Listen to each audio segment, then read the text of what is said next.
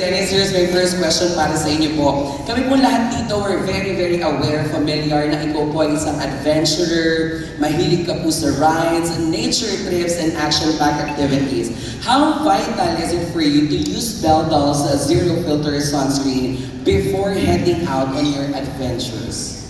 Well, noon, hindi ko talaga iniisip yun. Wala akong masyadong self-care noon. Until na-meet ko yung asawa ko, na siya talaga yung nagturo sa akin na alagaan ko yung balat ko at siya yung nagpakilala sa akin ng mga sunscreen. And napaka-importante sa lifestyle namin kasi syempre kami pareho mahilig kami magmotor, mahilig kami sa mga outdoor adventures. At syempre kapag nagtitaping, grabe rin yung mga ilaw na nakatutok sa amin. So talagang napaka-essential ng pag-a-apply ng sunscreen sa mga balat namin bago gawin yung mga activities o mga trabaho man.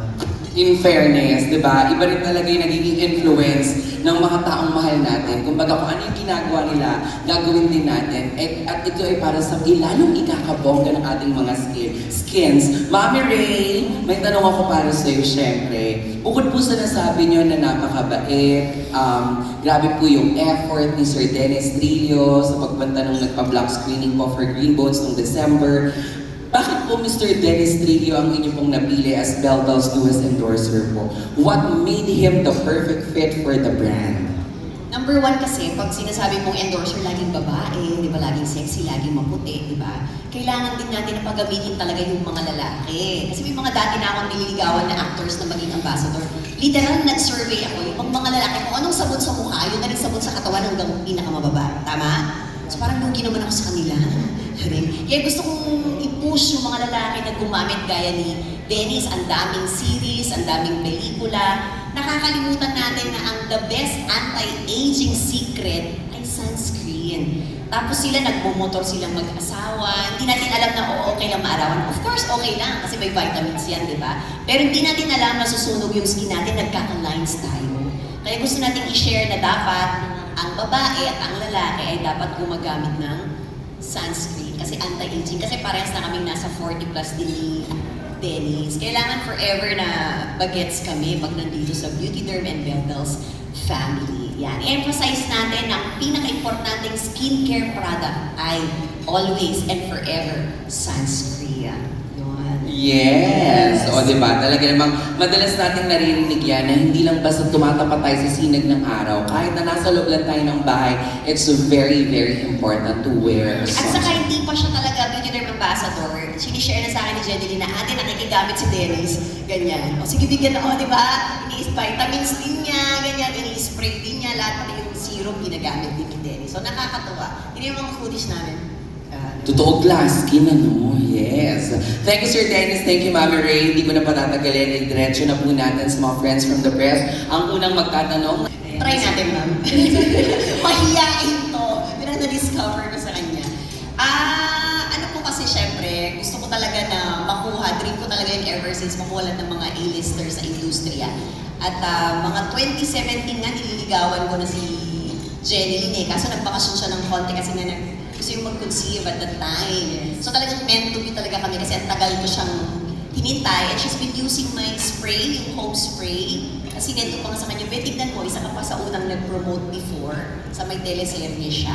Tapos nung mas makilala ko sila, kasi po sa tagal ko na rin po na kumukuha ng mga ambassadors, hindi lang naman yung mahal nila yung produkto mo, nagpo-post sila, nararamdaman mo kasi yung pagmamahal at nagre-radiate mo yun eh. Nakikita talaga ng consumers. Yun. Sa kanya naman po ako gusto ko pamilya talaga yung aking mga endorsers. Ay, ano pong advice ko? Naku, napakabait po nito na asawa at tatay eh. Kaya parang wala na akong ma-advise sa kanya. At pares ata kami may anak na sa college. Tama? Oo. Kaya mamaya may interview ako ma'am, ipapakita natin.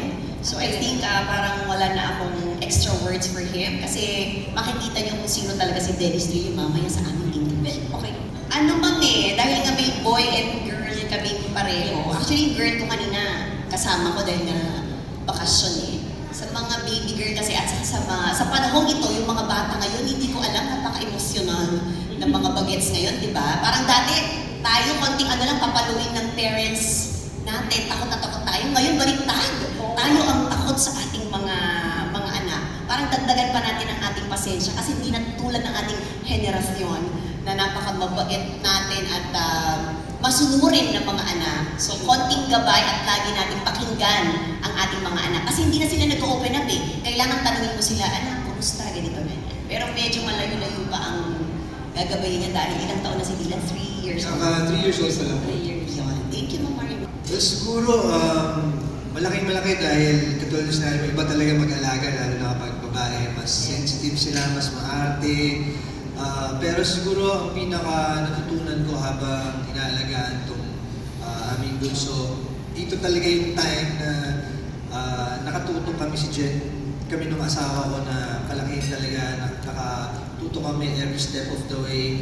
Dahil kumbaga yung mga pagkukulang namin dun sa mga nauna naming mga anak, dito namin i-focus. Dahil syempre, nung time na nagkaroon kami ng mga anak, medyo nangangapa-ngapa pa kami mga bata pa. Pero lahat ng mga experiences namin doon, kumbaga na-correct namin at ngayon siguro kaya mas magaling kami ng parents ngayon dahil dun sa mga